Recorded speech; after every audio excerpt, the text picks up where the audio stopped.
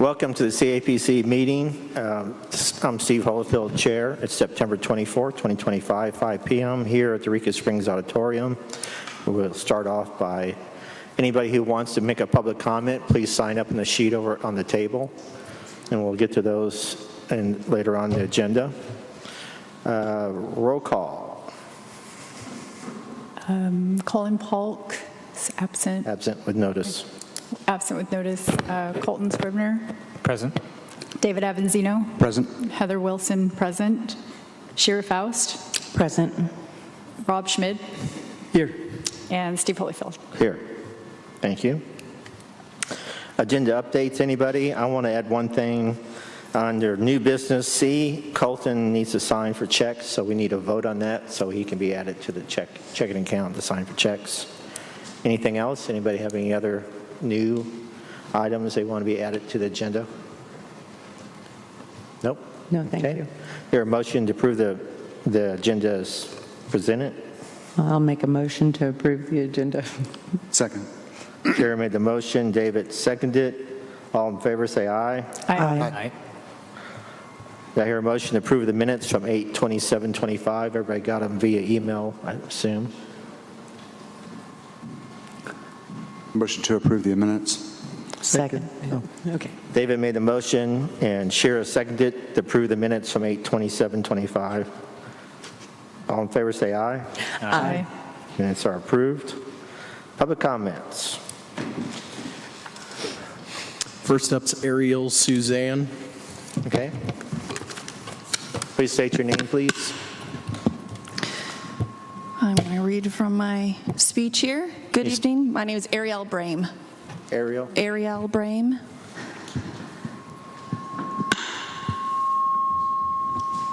I think it may be your headphones, give me one Ariel. Oh, conflict with the... Feedback. I apologize. Just give me 1 second. Much better. Okay. Okay. Good evening. My name is Ariel Brame. Please pardon my appearance. I just got done working a shift downtown and headed here immediately after. I have a lot to say and I have a wide range of emotions. So I thank you in advance for listening intently to my letter I spent all day writing when I had a free moment. Like many Eureka Springs transplants, I fell in love with the charm and magic of this town first, but stayed because of the authenticity and kindness of the people. I have lived in, worked in, and loved this community for the last 3 years. As a daily coffee drinker at Brews, as a public relations and marketing specialist supporting the growth of local businesses through custom branding, as a zipline guide coaching kiddos and tourists through conquering their fears, as a bartender at 2 of our most iconic bars, and before the end of the year as a new Eureka-based business owner. The first event I ever attended a few days after arriving in town for a temporary stay was a drag brunch at Wanderoo to raise funds for a local community nonprofit. I soon met David and Ethan and have been friends with them since, pet sitting for them occasionally and regularly visiting their bar for music and community. The divisiveness in this country is horrifying and alarming, especially as we sink lower into authoritarianism, depravity, and hatred. It's everywhere, every day, deeply affecting all of us in ways I don't think we grasp or understand. So as a committed community member, let me be clear, that is not welcome in this community. To those who called for an apology from David, I appreciate your desire for accountability. In my opinion, was the post insensitive? Yes. I'm grateful he took it down, especially once he learned Charlie had passed. I agree that public officials are held to a higher standard, and with that said, I sincerely hope you hold yourself to the same standard. I have no reason to believe that David is unwilling to own his remark, apologize publicly, seek amends through open dialogue, and commit to moving forward better because of this incident. How do I know this? Because he has demonstrated it with the sincerity from the beginning, and that says a lot.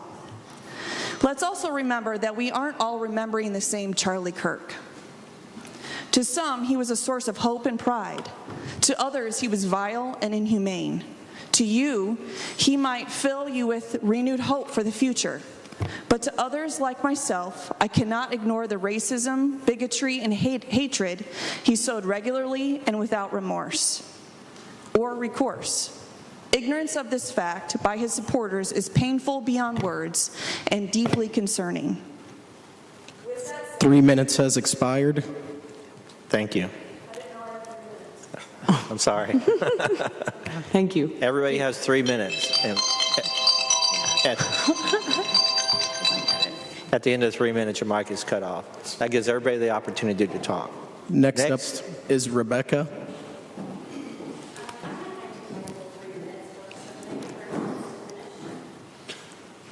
Sure. If the committee is truthful, you'll admit that David's post was not posted from his business page as suggested. And you'll also admit that David and Ethan have a right and a duty to safeguard their bar from bad or unsafe behavior.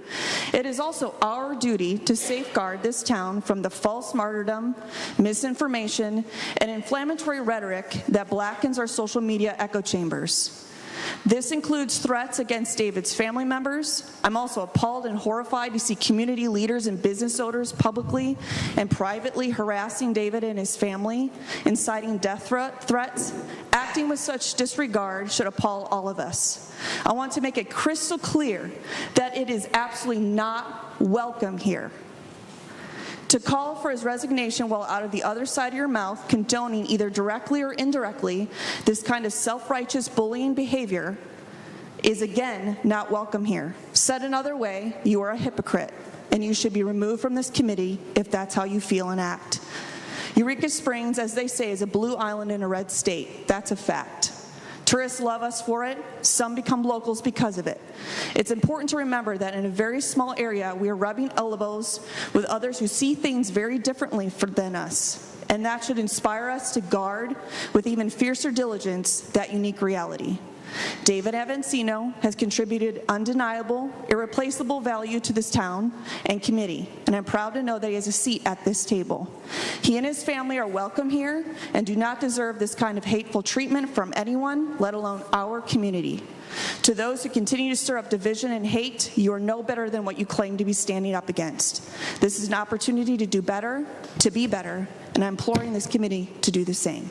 Thank you. Thank you. Thank you.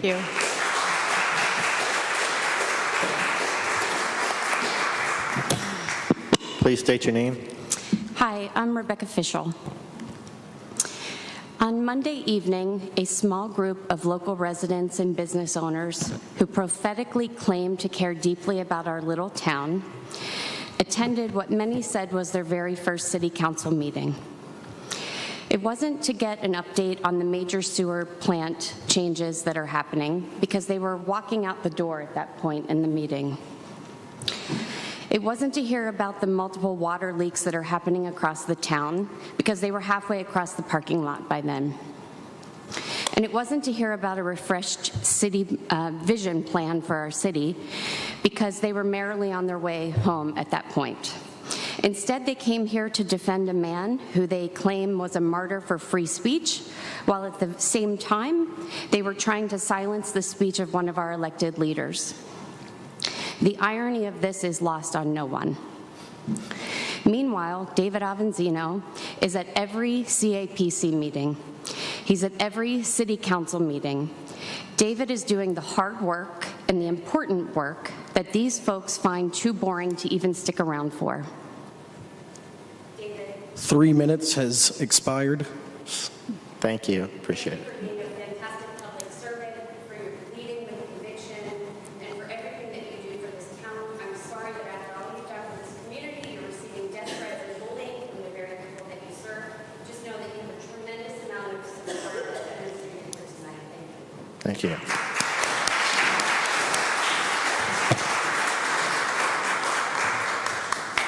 you. Rod Gray.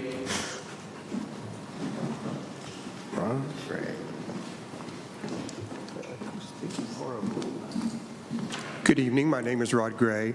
I won't quite be as eloquent as the two before me, but I came here because of one word that David said on his meeting for City Council, and that was safety.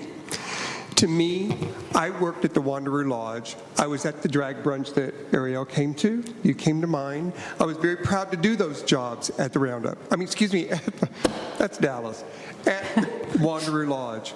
But raising money in this community is so important to me, and I felt very safe working at the Gravel Bar. And David has worked so hard for this community. The way I feel, he gave me the safety that I needed to be in this community. There are other places I could have worked, wouldn't have felt safe in, but I do feel safe in his bar and in his business. I no longer work there because I'm retired. I'm on my Social Security. I'm happy with that. But I will always continue to go back. I will always continue to work doing my drag brunches, and I hope that y'all would attend sometime because raising money for the community is very important. David should not be resigning from anything. I further feel that he should be continuing on and doing more for the community, because he does. And I think that the people that got so angry at the city council meeting didn't really stay long enough to hear the rest of it, because David said exactly what he should have said, and I appreciate you for what you've done. And I appreciate everything you've done for me personally right here in Eureka. Eureka is a beautiful city. It is full of incredible people. We all love each other in many, many ways, but we do have divisiveness that I do not understand. I had to work for some people afterwards that told me to be quiet. I couldn't say this or I couldn't say that. It's freedom of speech. You can say anything you want to in this city. And we should be supporting each other for doing that.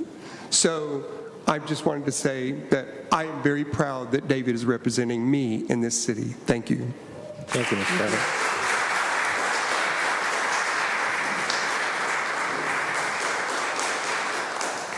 Laurel Owen.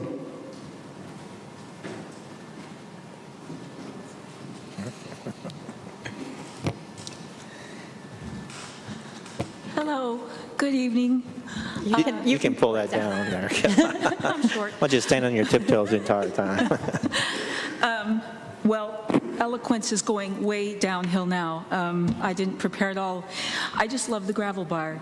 And I want to thank David and Ethan for being kind and wonderful hosts of a wonderful business here in Eureka. And I heard about what happened on Facebook. The most toxic of places, by the way. First of all, I have been here for over 20 years. I'm part of a massage collective, and I'm a creative person. And one of the things I have always appreciated here is that we seem to have one rule: don't rain on anybody's parade. And I think that Facebook, being the toxic place it is, when somebody says something quickly and doesn't think, that's what everybody's doing on Facebook, which doesn't excuse it, but the fact that he withdrew it is a cut above. And I think that it's mean-spirited and petty to ask somebody to resign because of what they did on a toxic waste dump like Facebook. You really need to see people in person and look in their eyes to gauge a human being. And I sure hope that the people who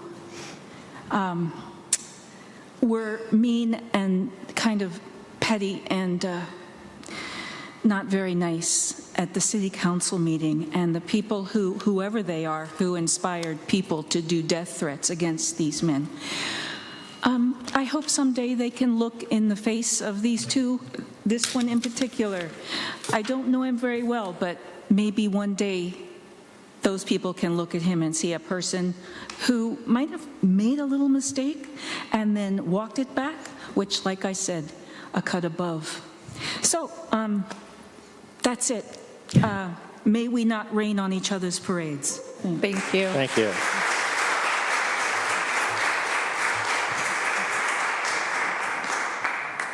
Shiloh Grace.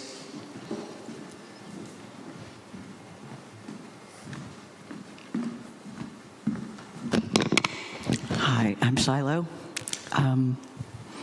I want to thank all the members of this committee for their service to our community, and all of our neighbors who are here tonight for their engagement.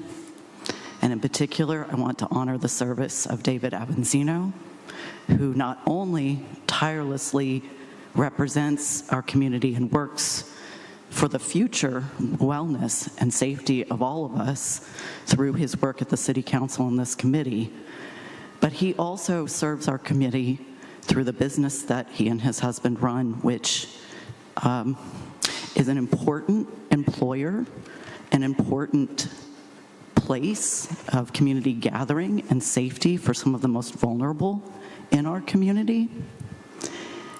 And I want to thank him for his service for the last 6 months as our board president for the Purple Flower Resource and Support Center for survivors of domestic violence, sexual assault, and human trafficking. I know how dedicated he is to that mission. I know how hard he's worked to help us through a very hard time. And if he does continue to decide to step away from that role, I want him to know how much I respect the work that he's done with us. And I want to go on record to say to all the haters who have been filling my inbox that if he does step away, that is his personal decision, and it has nothing to do with their pressure. I hope that they all come to understand what a waste of time this mob mentality of character assassination has been, and will let David get back to the important work that he continues to do despite all of this hate coming at him. And I also want to honor David personally for being there for me when they came after me. This isn't the first, it's not the last, and this is the stuff that tears communities apart. I'm proud to be a Eurekan, a freaking Eurekan, and I'm proud to be a part of this community with David. And I hope that the rest of this community will support him through this and ignore the waste of time, folks. That's it. Thank you. Thank you, ma'am.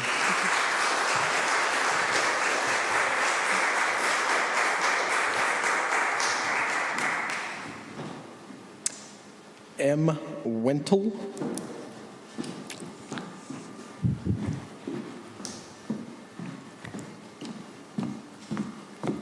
Hi, my name is M. Wintle. Thank you for hearing us out. I arrived in Eureka Springs Halloween last year, and I just recently rented an apartment, so now I'm a resident, which is very exciting. I'm going to get my new driver's license. I've been active in whatever community I've been for, I don't know, all my life. Gone to a lot of town committee meetings. I enjoy politics. I think one of my fortes has always been to reach across the aisle, as they say, and I think mutual respect is important. In the time I've been here at Eureka Springs, I've gotten to meet some conservatives, many liberals, and found that I can connect with them, and they've all made me feel really welcome. I haven't had any negative consequences. Sometimes they say things that I don't agree with. It's okay. What's important that we show in each other respect. This group, they had strong opinions. They were agitated. They had a lot of adrenaline in their bloodstream. I understand that, and the committee gets to hear that, and I think that's good. They came up here, they said some things, they may have been personal, they may have been ad hominem. I understand those things. I don't understand the other actions that were taken, the doxings and the death threats. It's outside the bounds of the way we should be treating each other as human beings. And I know that we all say things that we regret or do things that we regret on, I hate to say on both sides, but that's being human. So I do love Eureka Springs. I'm amazed with it, and I'm amazed, like the T-shirt says, that we have bikers and holy rollers and conservatives, liberals, and we all seem to get along pretty well. Now, I've read enough history about times when that didn't happen, but we can do better, and we're all human. We all deserve respect. So I think that should be our priority, is showing respect for each other. And thank you, everybody here, for making this community what it is. Thank you, sir. Thank you. Thank you.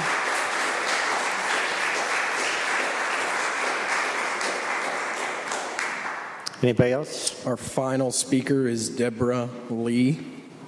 No, I signed the wrong paper. I'm here for the thing. That's no problem. That's it. Okay. I have 2 letters. I want to remind the public, if you don't feel comfortable public speaking, and not a lot of people do, you can always send us a letter and we'll read it out loud.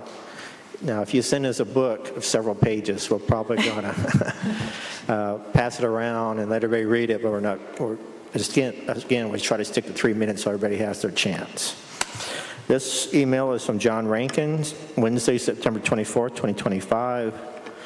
Maybe if you had been the target of Charlie Kirk's hateful rhetoric, you might be more sympathetic to David Avazino's perhaps ill-chosen words on his private Facebook page, words for which he has already apologized. Everyone deserves a public voice, even the pitchfork and torch crowd who attended the last night's city council meeting. David and his partner Ethan are deeply community-minded people who quietly contribute so much good to our little town. Hope you do not take seriously the calls for his resignation in both the council and the CAPC. Unfortunately, I cannot attend today's CAPC meeting, but I want to express my full support for Mr. Avazino.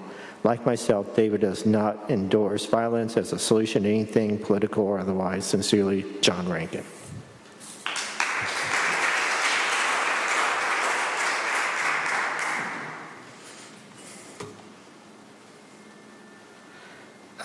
This is from Terry Wolfberger. Oh. And don't see I guess it's September 24th today, 2025. Please read the following into the record at September 24th CAPC meeting. I'd like to voice my support for David Avazino, representing our community both on CAPC and the City Council. Whether as a business owner, a public servant, or as a private citizen, he has been consistent, fair, and generous in his support of our community and has shown himself to be a faithful steward of our interests. During Monday's City Council meetings, several in our community exercised their right to public comment, using their time to rebuke David and call for his resignation over a recent social media post. It was their right to express their own, regardless of whether anyone also agreed or not. Hopefully, they also tuned in to the meeting broadcast later that evening to hear his response to them during the allowed time for commissioners' comments. Yes, he made a post on his personal page that was insensitive when the initial news was broadcast. As a veteran, David fought for our First Amendment right to free speech. It was his right to express his opinion as a private citizen, even if that opinion may have been offensive to some. He also removed that post with an explanation upon hearing the full extent of the tragedy of that day. Again, he exercised his First Amendment right, not in the role as a business owner, not in his role as the CAPC commissioner, not in his role as alderman, but as a private citizen on his private page. Whatever your opinion of the words he chose, he had the right to express them, whether anyone else agreed or not. The remark in question, however, absolutely pales in comparison to the overwhelming number of threats and negativity he and his family and his business received in response. Not only was this post shared out, but another post was fabricated specifically to inflame the situation, and he was doxxed.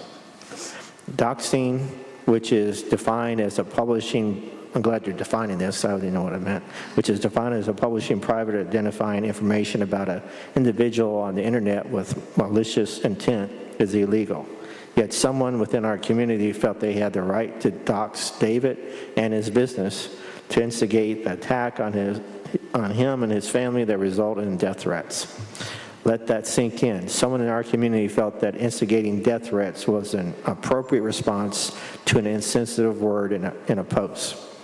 We, our community, should be ashamed that one of our own and their families put in harm's way over one insensitive remark. David and his family have suffered enough. His years of public service and devotion to our community far outweigh this one insensitive moment. Terry Wolfenberger, 75 Wall Street.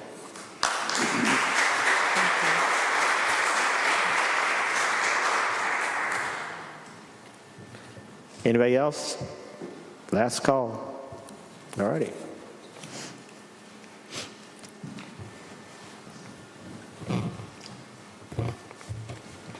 Move it on to CAPC Business Financial Report. Ty? All right, the first page is the balance sheet for August.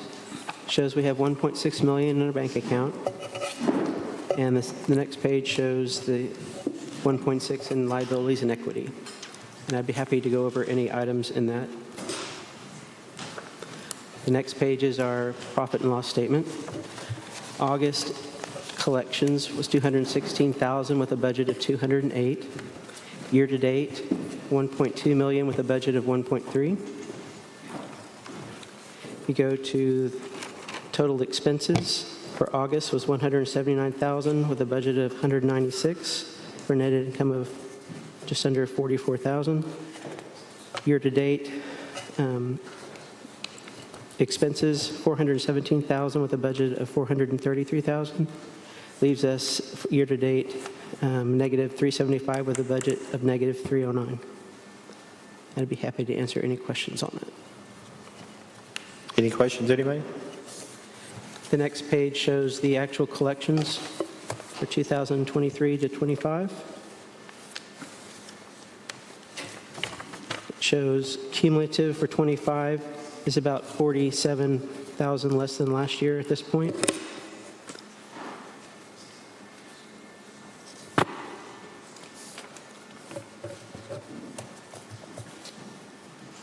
Overall, how are we looking, Ty? It's like it shows, it's a little bit down from last year, but it's not horrendous. I ran a report. Sorry, you all, with some conditional formatting just to kind of see where we are. We're down every single month except for January in 2025. We're down from 2023 and 2024. And I was wondering, is this in part because there are still outstanding businesses who have not remitted taxes because we don't have a list today? Yeah, there is a list. I'm sorry, Yeah, it wasn't in this packet. I misspoke. Sorry, everyone. Yeah. No, it is getting lower, the list, the outstanding list. And I don't think it's going to make up a huge amount of money. Okay. But that doesn't explain Surprising. the down. No. Totally. Okay. Not totally. I mean, it will help, obviously, but it's not going to make up for everything. Do you know, are we comparative to the state and other cities around us? Yeah, I thought so. So it's just the uncertain economic environment. I wanted to, sorry, I agree with you. I think that from what I'm hearing, it's economic uncertainty and people are afraid to spend money right now. And given those two factors, being down 3%, the median, we're at 98% median. That's not too bad. And I know Rob had mentioned maybe last meeting or prior that, we're looking good in October, and that will hopefully help with the delta. My concern is I don't want to rest on our laurels and every year after year say, October will save us, October will save us. I want to make sure that, to Colton's prior point at the workshop, what are we doing for December? How are we ramping up for the holidays? How are we thinking about end of year? So we can go into next year strong. And that's rhetorical for us to discuss maybe at the next workshop. Mike? I put up a slide here that Ty's going to talk a little bit about Air DNA. Before we left from upstairs, I put this slide together because it does show last month, and you can't see it completely, but we've got competitive markets here from Rogers, Van Buren, Ashland, Kentucky, Bentonville, Boys Town, Branson, and so forth. And if you take a look at the occupancy rates over in the very far right, you can see what happened last month. Competitive market Rogers, their occupancy was 65%, but dropped down to the Eureka Springs city limits, our occupancy was up 77%. And if you go down to Bentonville, they were at 71%. Branson was actually at 61%. So what we're seeing is really not giant leaps from any one particular market, and we've got a way to go ahead and take a look at 25 different markets here, but I just pulled those up because I thought it would give you a little bit of a representative idea of what's going on, at least from the last month. And then you don't be misled by the revenue because it's just going to vary across the board. If you look at the ADR, that's the average daily rate. Everybody's got a slightly different rate that they charge, obviously, and we are very competitive at $201 versus a Van Buren, which obviously is not very competitive at $125. But, take a look at our comparative markets, again, from like Bentonville and then even Branson, and we're very much in the ball game for good rates. And really, when you take a look at the number of rooms booked, we're doing okay, at least from the last month that we were able to look at these numbers from AirDNA. So we'll be able to share some more of those as we go on. Mike, I didn't want to steer your thunder, Ty, but I had that. Where's Boys Town? What's Boys Town? Kind of set me up for that slide, so. Sorry, where's Boys Town? Huh? Boys Town? It's in Nebraska. Okay. I was like, interesting. I thought it was Chicago. I'm sorry, Boyston is in, you said Boys Town, I'm sorry. Sorry, Yeah. Was that how you say it? Boys Town? Boyston. Huh? Boyston. Boyston. Sorry. Like Boston. TIL. Boston with a flair. Boyston. Boyston. Two different Boys Town. That one It right does say there. Boys Town. That is outside of Chicago, I believe. Thank you. All right. Thank you. Boys Town. TIL. Anything else? You want to do AirDNA here, please?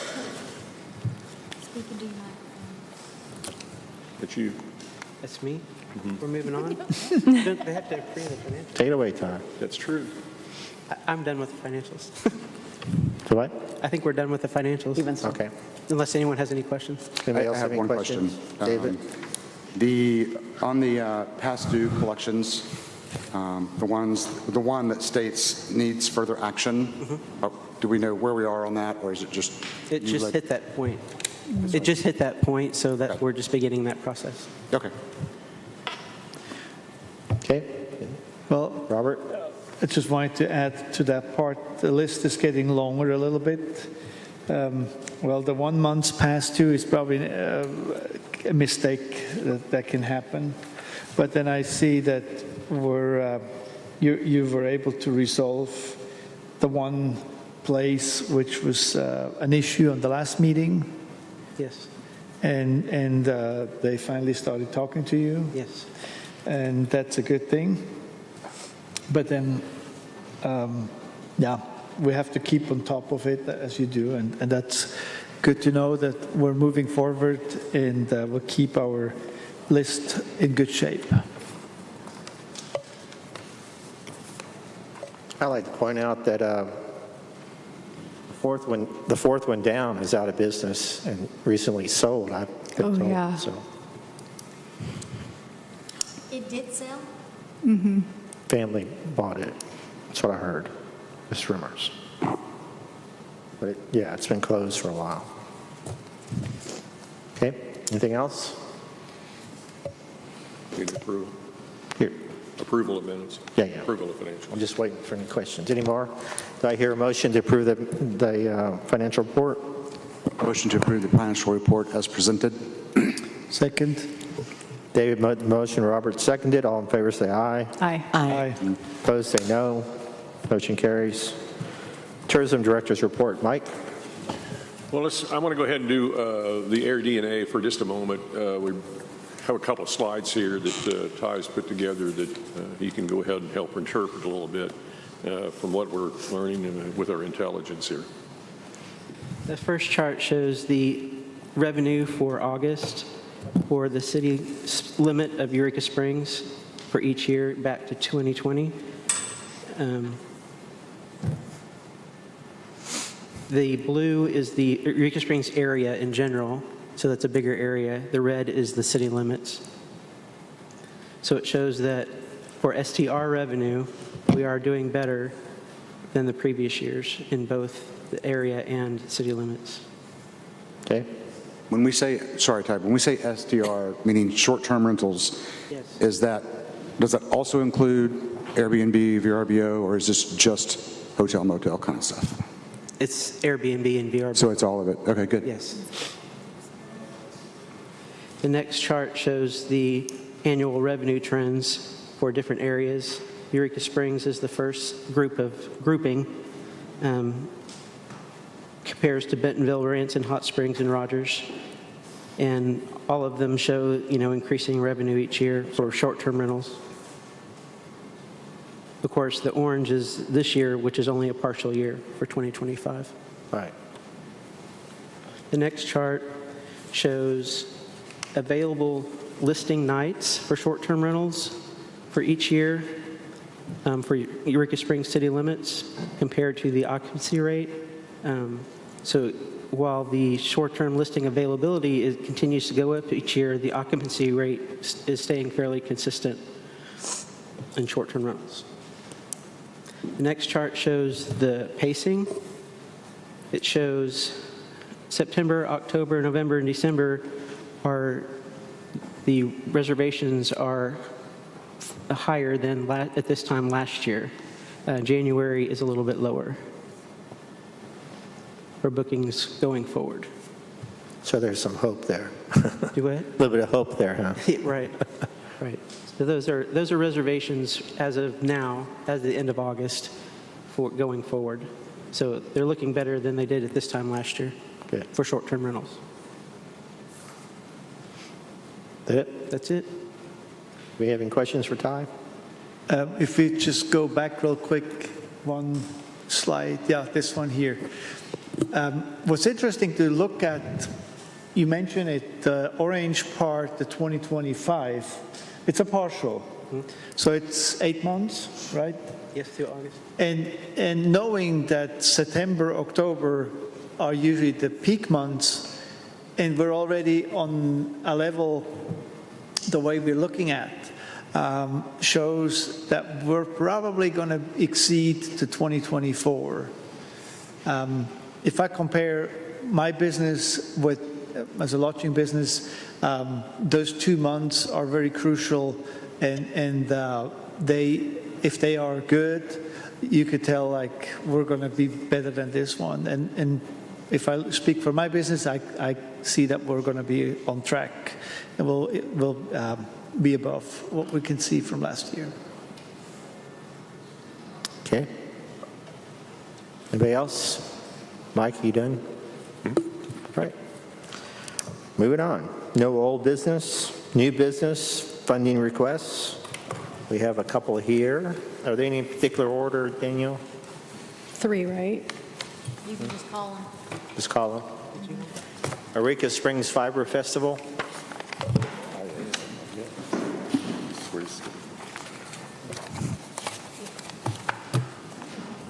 Please state your name. You can pull that mic down. There you go. My name's Deborah Lee, and I'm here to represent the Eureka Springs Fiber Festival. Every March we hold a festival here, and we bring in teachers and people who love fiber, knitters, crocheters, weavers, all of those. We are requesting $4,400 this year as that's how much we'd like you to give us if you have it. We had 1,103 attendees from 146 different zip codes in 12 different states last year. At least 40% of those people stayed 1 night or more in town. 30 vendors from 10 states, 40 classes with 336 class seats sold, 73,000 in vendor sales, 1,700 in Eureka Springs sales tax, and 19,505 paid out to teachers. If you have any questions, I would be delighted to answer them. I don't have questions, but I'm so appreciative that you come in with actual data and numbers to support what you're doing. Last year when you came to us, I had no idea what you were about. I really didn't. And then I saw pictures on Facebook of all the people that filled that building. Yeah. It was incredible. And we had several that were at our hotel. So you did a phenomenal job. Thank you. Yeah, so thank you. Yeah, this is We great. worked pretty hard at it, I will say that. Collecting information and being able to present it the next year is really way to go. Anybody else have any questions No, for Fiber Festival? I move to approve $4,400 for Eureka Springs Fiber Festival. Second. Heather made the motion, Shira seconded for $4,400 for the Eureka Springs Fiber Festival. All in favor say aye. Aye. Opposed say no. Passes. Thank you, ma'am. Thank you so much. Thank you. Next up, springtime in the Ozarks.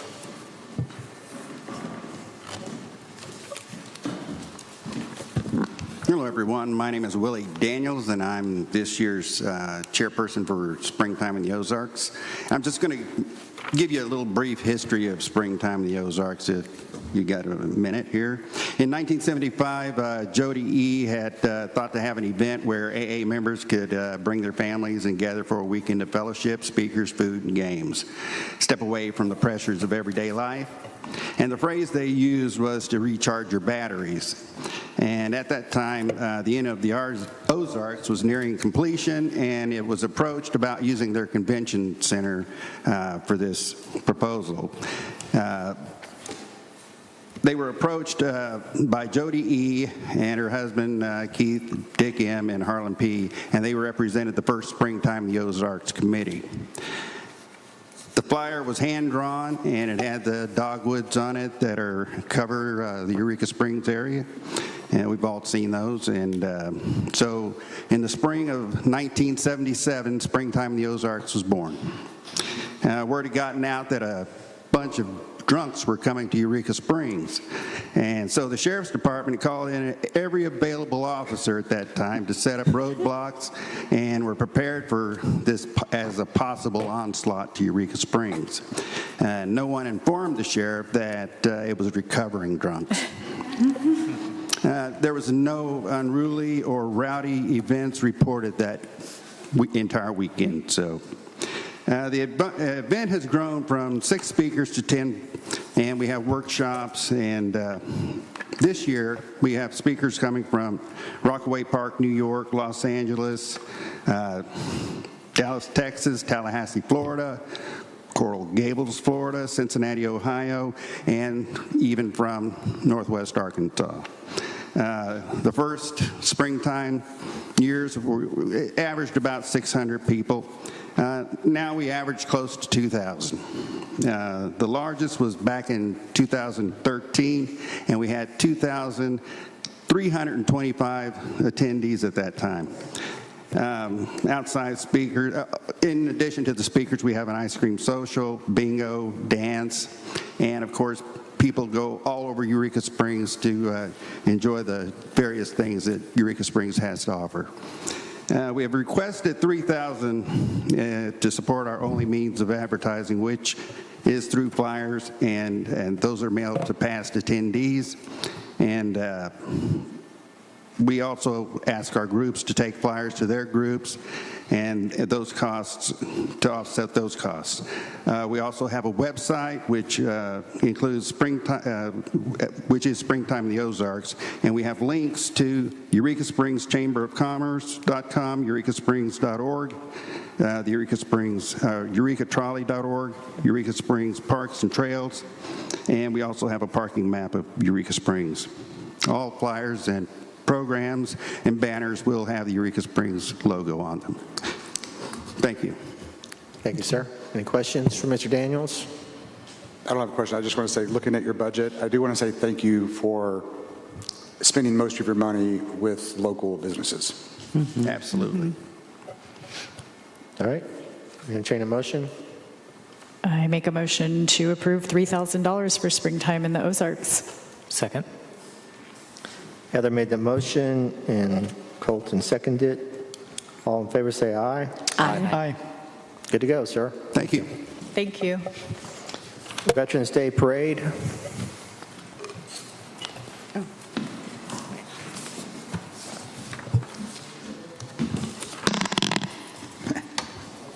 Hello. Good evening. I'm Tom Mishra. I'm with the American Legion Post here in Eureka Springs. Our post is 106 years old. The American Legion was founded 106 years ago. So we're one of the first posts that has been developed, set in this country. And we're, of course, as Post 9, they listed as one of the ninth post in Eureka. So we set a Veterans Parade every year. Our organization, if I want to tell you, we're about veterans. We help veterans. We help veterans' families. We have done Christmas donations along with Recon 6, who is a veterans outreach group that helps veterans who are attempting suicide. So everything we do, we try to help with the veterans. The parade is also a way to recognize and bring them out. Eureka, Carroll County has one of the highest numbers of veterans in the county and the state, but they don't come out. As you probably know, there's 22 veterans a year 22 veterans a day commit suicide. So what we're trying to do is get them out, get them recognized, give them the ability to say that, hey, it's okay. November, we're going to try to do it.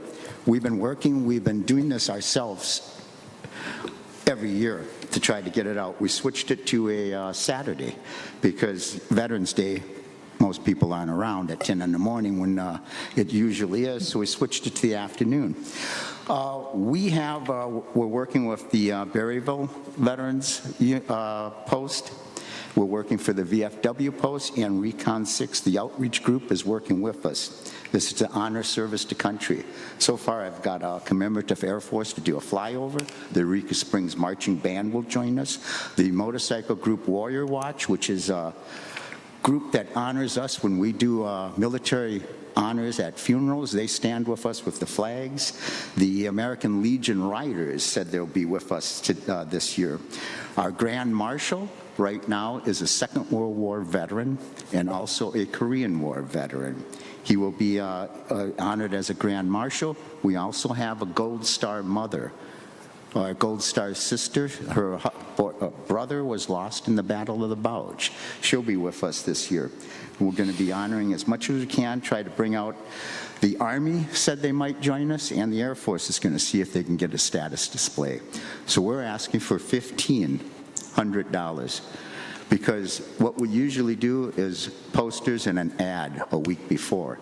What we do with all that money is we'll spread it out throughout, farther out into the community, into cities next to us, and we'll put 2 weeks before ads and a poster out. Radio's not a problem. We're a volunteer group, nonprofit. They give it to us for free. So everything we're going to do, if we get that, will be out advertisement to bring people into this parade. Okay. Questions? Robert? Thank you for the application. My problem with the application is very simple. We have a rule and we require 2 months in advance to see your application. And this is dated 9/20, so just a few days ago. Correct. And your event is November the 8th, yes, which is less than 2 months away. That's right. It was just brought up, we have a post-meeting. I understand, but you know, the Veterans Parade is always in November. It's an annual thing, which is kind of known thing. It's not something that is an event which just popped out of the blue, and you just had the idea to come to ask the CAPC for money. This is something that is repetitive, and you know, we appreciate the application, but on the other side, I mean, we have rules, and we should apply the rules. So do we. This was brought up at our post meeting. It was suggested and voted on. They said to come up here, we have rules too. And one of the reasons they said, hey, let's ask them for money is because you guys give away free motorcycle parking spot that we used to be able to get, and you have cost us about $2,000 so far in funding. We've gotten that every year with John Cross, who is a member of our post, has given us that. We used to get over $2,000 for that parking lot, and ever since he started giving free motorcycle spots away, we've dropped down to less than almost $1,000. So they suggested maybe we should come to you and ask, if you can't do it with your rules, fine, we'll be back next year. Shira? Oh, I was actually trying to point out that they were going to say, but I would like to say, as the spouse of a combat veteran, a retired combat veteran, thank you for doing this, because it's a big sacrifice. Who was first? Well, thank you. Yeah, I'm just going to say, Robert, I really respect you and your decisions and your vocalizations. And I'll have to disagree on the time or ask that we suspend the rules or bend the rules. I hate the words, but as a veteran myself, this is really important, and it's something that we don't often get to see enough of. A lot of people don't really show up to these Veterans Day parades, and it's kind of sad. But beside that point, I'm just going to say I respect your decision. I will disagree with you, but I would like to make a motion to go ahead and approve the $1,500 for the veterans. We want Heather, go ahead and speak first. That's okay. I also very much respect what Rob has said. We have talked about this in prior meetings, and we did come to an agreement that we were going to start enforcing rules in January 2026 because we've made several exceptions throughout the year on this 60-day requirement. I too come from a very long line of military, and I am married to a disabled vet. So I want to disclose, it's important to me too, but I do think that, we're in the month of September. We've made several exceptions in the last 9 months, and I would also like to make an exception here. Okay. Any other? Robert? Well, I just want to follow up. I understand. I'm a veteran myself, not of the U.S. Army, but I served my days in my Army. And I know where this is going, and I have nothing against the event itself. It is just, at some point we have rules, and we can't just circumvent the rules all the time, because at some point we have to make a point. And our budget is limited. I mean, we already went over to the $100,000. We raised the amount, and that's my aspect on this application. And it's not about the event. Total respect for what you're doing, no problem. But we're coming to an end. I mean, if we let this slide, hopefully next year we'll have to be a little bit more firm on all our application, because people know you have to apply on time if you want to get the money. They did ask for significantly less than the maximum ask. May I say something? Yes. When he came in, the three gentlemen came in uniform a couple of weeks ago. I stood and I met with these men. This gentleman's been in the Air Force, another man in the Navy, Army, represented across the board. My father was a Marine, was shot down in Guam, World War II. And when I look at these guys and the commitment they made, I said, okay, I know that he's late for this application. They had no idea they could come in and do it. Was I going to say no? No, I was not. I was going to say, let's fill out the application. Let's see what we can do. Let's get it in front of this commission and see what they would say. I think Robert would be really sad if we didn't find this. I really do. And I think in this particular regard, our heart goes out to the people that have been in the military. Our heart goes out to the people who have defended this country. And damn it, we need to make it right. Okay. Thank you. Colton? If I remember correctly, we did, on the record, say it would start January 1st, right? Yes. So, I mean, if we said that in a public meeting that we're not going to enforce this until January 1st, then we probably have some discretion for a few weeks, I think, for things throughout the end of the year. Okay. Anybody else? Do I hear a motion? I'd like to make a motion. Let me start that again. I would like to make a motion that we approve the $1,500 in funding for this year's Veterans Day Parade. Second. David made the motion. Heather seconded it. All in favor say aye. Aye. Aye. Opposed say no. Motion carries 6-0. Thank you, sir. Thank you. Thank you for your service. Thank you for your service. Thank your husband for his service. Thank you. Group sales. I think we have someone here for that. Where are we looking here? We better, or I wouldn't be doing my job. Introduce yourself, please. I'm Jana Kaler. I'm your group salesperson for the CAPC, and proud to serve. I'm just here to give you an overview of what we've been doing the last month. You saw last month a video that Caitlin and I put together that we took to the Small Meeting Market Convention in Buffalo. Caitlin, Danielle, and I represented Eureka Springs at this convention, and it was fabulous. We were well received. The overview was to bring awareness that Eureka Springs has event and meeting venue space for retreats, team building, meeting events, conventions, especially with Walmart being the epicenter, drawing corporations and corporate business into Bentonville, Fayetteville area. It is only logical that we would want to capitalize on this and market Eureka Springs as the getaway retreat and tap into the small meeting market and convention event industry. We have the unique one-of-a-kind of experience that you can't get at a Hyatt or a Marriott. And we have so much to offer. The conversations and connections made at the Buffalo Show were valuable, and by the time it was over, everyone knew who Eureka Springs was. We decided to do a duck hunt because we just got done with the Jeep Jam, so we hid ducks everywhere in the convention center and caused quite a chaos. It was extremely funny. I had the convention center manager walk around the corner and look me in the eye, and I really thought we were going to get in trouble.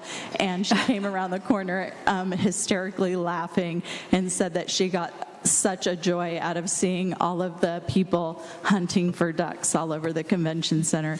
And so when they found a duck, they would bring it up to us, and we would give them a little schooling on Eureka Springs and what we had to offer. So that broke the ice. Everybody knew who we were. And I actually today got to speak to 3 people about booking events and conventions here in Eureka Springs. Results. Yeah. Results. Thanks. Thank you. I have a group coming in as well to look at lodging for certain events. So they're coming in to check out certain hotels. And that's one thing that we really need to step up. A lot of groups and motor coaches have problems with some of our lodging space because a lot of our lodging opens up to the outside. We don't have interior rooms. So we're looking at things that those hotels can do to kind of compensate for that. A lot of the tour industry leaders, convention leaders, they're looking for security, security lighting, safety features for those hotels that open exterior. They're looking for continental breakfast that isn't just cold breakfast. They're looking for hot plated breakfasts that they can do that doesn't cost a whole lot. They're looking for the extras. They're looking for meeting space. So that will offset those hotels that have exterior opening rooms. So they're coming to look at what we have to offer. So I'll be showing them around. There's about 5 of them coming. So I'll be showing them around the first weekend in October. So they'll be here. Hopefully that will help. And the word will get out. The other things are that we are marketing. We've got a lot of new marketing materials that are marketing towards convention, small meeting space. We're also marketing for the Christmas season, so we are bringing in motor coach and tour groups into the Christmas season, so that is a little different as well. We're not shutting down for the Christmas season. We're actually hyping up, and we have motor coaches that are booked coming in into the Christmas season, so that's a plus. So, anything else, Danielle? Was it last night I saw a motor coach parked overnight at the parking lot? That was one that I brought in that I showed around Eureka Springs. 55 were on that bus. I always warn people, don't do the eyeball drive through town and say, oh, things are busy, things are not busy, and we're dying or something. But it seems to me like the past year I've seen more motor coaches Yeah. than I've seen in a long time. Just the past few weeks. Yeah. Since before the pandemic. And that's, thank you for that. Yeah. And I do like you doing these group sales updates. I think that's really helpful to the commission as well. Right. We are, I am going to the international meetings and convention that they're holding. I was invited by the governor, so I'll be attending with a group that the governor handpicked, and I'll be attending that with her team and representing Eureka Springs there. So. Great. Is that IMEX or? IMEX, yeah. Oh, awesome. Yes. For those who don't know what IMEX is, please Google it. That is exciting. Yeah. So it's a huge meetings and events expo in Nevada, and it is the event for events professionals looking for space. That's awesome. So I got a personal invitation, so well, I'll be there. Wow. Yeah. I was just curious if the interior openings was a safety issue. Is that why they prefer that, is for safety? Yes, they do prefer that. So we're trying to reassure them that we do have other safety in place and that they can trust. Sometimes it's accessibility as well, right? That's what I was saying. When we do have exterior openings, they want everything on the first floor, and just some of our spaces can't accommodate, 55 a passenger bus on the first floor because we just some places just don't have that many rooms. So right. Yeah. Anybody else for Jana? I'm sorry, I did not mean to cut you off in my excitement. Please. We try to be casual here. I'm approving things for Steve, too. So. Yeah, she's my co-pilot over here. Thank you, Jana. Appreciate it very much. Good job. Thank you. Okay, we need a motion. I guess I need to ask Colton Scribner, do you mind being put on a checking account to sign checks? Yeah, it's fine. Okay. I thought we'd ask him first before we actually do it. I need a motion for Colton Scribner to be added to our checking account so he can sign checks. I'll make a motion to request that Colton Scribner be added to the check signer list. Second. Sherrod made the motion. David seconded. All in favor say aye. Aye. Opposed say no. Okay. And we need that on the minutes so that the bank knows we approved it. All right, that's it for our business. Now we're going to do commissioner comments, and we'll just start right over here with Colton. I was really encouraged by the financial report and seeing the advanced bookings for some of the later months in the year. I know it's really tough. Right now, I just opened a business a few weeks ago. I know it's kind of ebbs and flows with how busy it is in town, but it's really encouraging to see that people are looking forward to coming to Eureka in the coming months. Great. Thank you. David?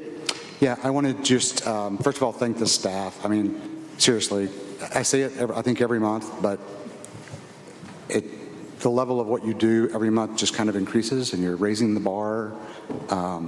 So thank you for that. And Jana, thank you. You're doing fantastic. Normally, I like to pop in and see you guys at least maybe once a week, but needless to say, that has not happened the past 2 weeks because of a very unfortunate event. So, I've said it before, I'm going to say it again. I'm not perfect. I've never claimed to be. I'm going to say things that will anger you. I'm going to say things that endear you. I will say things that you probably just don't care about. And that's fine. And we all are graced with the right to say the things that we want to say. And you guys showed up tonight in a way that I did not expect. And I appreciate that from the bottom of my heart. So thank you. Thank you, David. Heather? Yeah. Mine's a little longer tonight, so bear with me. September 11th was Patriot Day. I remember exactly where I was, and I was excited to see the Veterans Day event request come in. We get these requests so we can review them in advance of the meeting to be prepared. And it reminds me of how I grew up on military bases, the daughter of a Purple Heart, Silver Star, Bronze Star, 3-tour Vietnam veteran, pararescue, who spent 28 and a half years of his life in service to this country, and then another 20 in law enforcement after that. I grew up experiencing what people read about in books. I saw the world, and I was surrounded by those who answered a call to service that some have gone to great lengths, even illegal lengths, to avoid. I'm also married to a prior 13-year law enforcement officer and a disabled veteran who never wants credit for his service, so I won't gush about all his commendations, many as they may be. Niece to a veteran, granddaughter to a former prisoner of war, who some may not have liked since, as it's been put, he was caught while saving lives. With that, I am aware of what it is to be surrounded by patriots, those who give without asking for anything in return, without credit or recognition, who actually serve, and without pomp and circumstance, absent ego, hair gel, self-tanner, and green room requests, because it's the right thing to do, even when it's harder. And so tonight, I'd like to first thank the veteran at this table who deployed multiple times, took an oath to uphold the Constitution, which last I checked includes the First Amendment, came into this town, cleaned up a business that really needed it, created jobs, steps up to selflessly donate time, donates financially to multiple causes and events, and raises his voice for others, expecting nothing in return. A person who actually shows up. So thank you, Commissioner Avanzino. I'd also like to thank Commissioner Faust's husband for his service to this country, and her for her support of his service. It's not easy. This week, the vitriol that I have witnessed from business owners, some who have stood before this commission to ask for event funding, some of whom failed to remit taxes at times, has been mind-boggling, disappointing, and flies in the face of what this community stands for. When we lose the ability to engage in civil discourse, and believe me, I've been on the receiving end of anonymous threats and trash talk, we fail our town, our tourists, ourselves, and each other. When I came on as a commissioner, I was told, and I quote, "Congratulations, you now have a target on your back." Imagine that, volunteering, conducting due diligence to ensure laws and ordinances are followed, tourists and residents' tax dollars are used wisely. Yeah, some people don't like that, but I suppose that's to be expected. Some people actually said that there would be consequences for my words. It's often the smallest minds with the loudest voices who come in, make noise, then leave the chaos and everyone else to do the actual work. Unless someone listening projects and thinks that this statement is about them, I'd encourage them to examine their inner workings. If that's not you, then this isn't about you. But it's predictable, it's beneath us, and it should be beneath them. Yet in they come, and then off they go to social media, armchair quarterbacks, banging on their chest until the next grievance that comes along and ruffles their feathers. Well, here's what I'd ask everyone to focus on. There are about 240 collectors who employ around 2,600 people in this town. Cumulative collections have been down every month except for January. We are going to blink our eyes and it's going to be winter. In this town, every business owner's best interest is to start thinking about how to support one another as we enter into a season to ensure that next year, going into very unknown tourism territory, we will still have 240 collectors and 2,600 people with jobs, regardless of where they sit on the political fence. Thank you. And thank you for indulging me. Thank you, Heather. Shira, follow that. That is not fair. Thank you, Heather. Sorry, I'm just left at a slight loss for words. I agree with all of those things, and I would stand up for every community member, business owner, regardless of how you stand politically. I would want to protect you and keep you feeling safe in our community, because that's one of the lovely things here. And so, we all have a right to free speech and to come out and to exercise that by sharing our feelings and thoughts. Commissioners also are people who have free speech, and this is a volunteer group here, the CAPC, and we are not perfect. And I think that if you want free speech and you want to be able to protect your own ability to have it, you also have to understand and be forgiving and give grace when folks make a misstep or even say something that you just don't agree with. So let's protect each other. We should not be going out and celebrating, emboldening folks being at risk of being harmed and stuff. That's scary. So thank you, commissioners, for being a great group of CAPC commissioners. I think we're a strong group of kind, loving people who are doing this with a lot of heart and dedication. And same to the CAPC staff. So I'm truly grateful for all of you. Great. Thank you. Robert. Well, last but not least. They always say freedom of speech. And I understand the freedom of speech doesn't mean you can say what you want. I've learned that it can have consequences what you say. But on the other side is like, well, there's different views of what things would happen. Something awful happened, sure.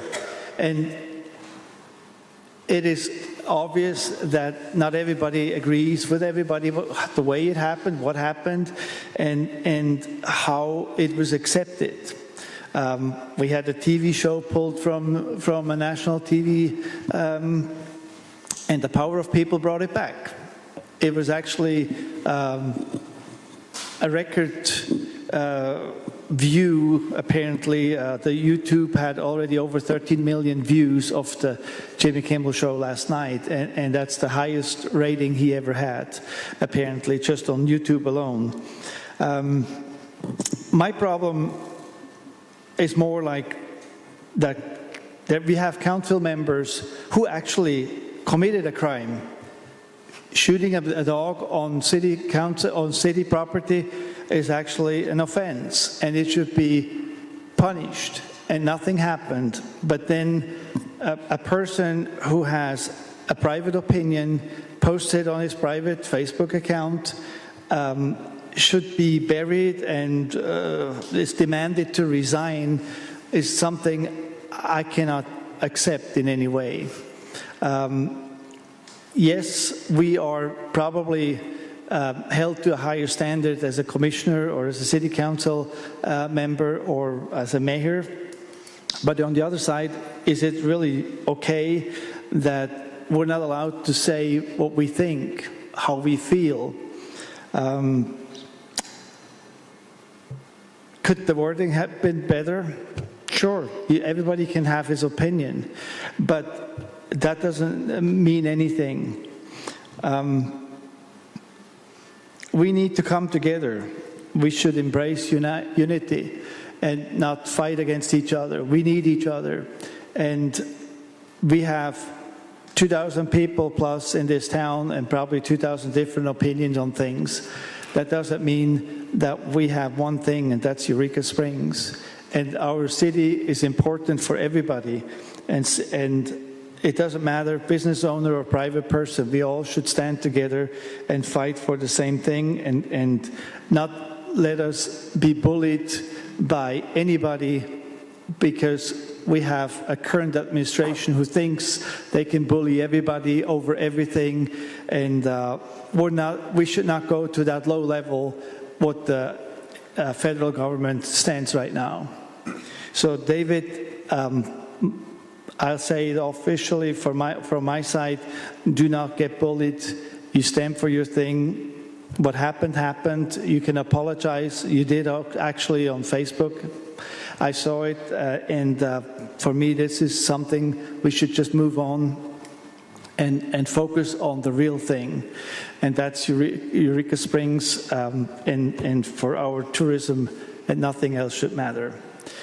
I wanted to point out real quick, I gave everybody of you a little picture from the historic downtown. Apparently Branson decided to redo their whole old town, and they They are in the state that it's going to be finished very soon, it looks like. I have not been to Branson. I have not seen this picture in real. But they have a arch visiting their tourists, which says Historic Downtown of Branson. And I just wanted to give you that as a little nudge for maybe a future idea that we could have something like that for our town. I don't know where we would put it, maybe on the, maybe we would need more than one sign, but something like that is more positive than all the other stuff what's going on.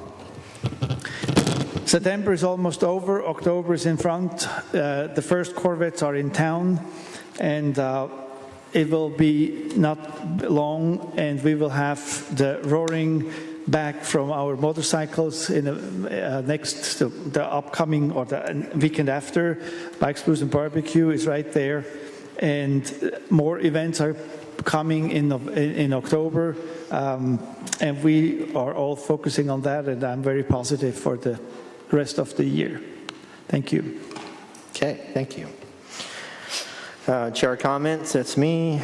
I've not made a comment about David's post on Facebook for the simple reason I didn't see it. By the time someone told me about it, it was gone. I saw his explanation and it was misinterpreted.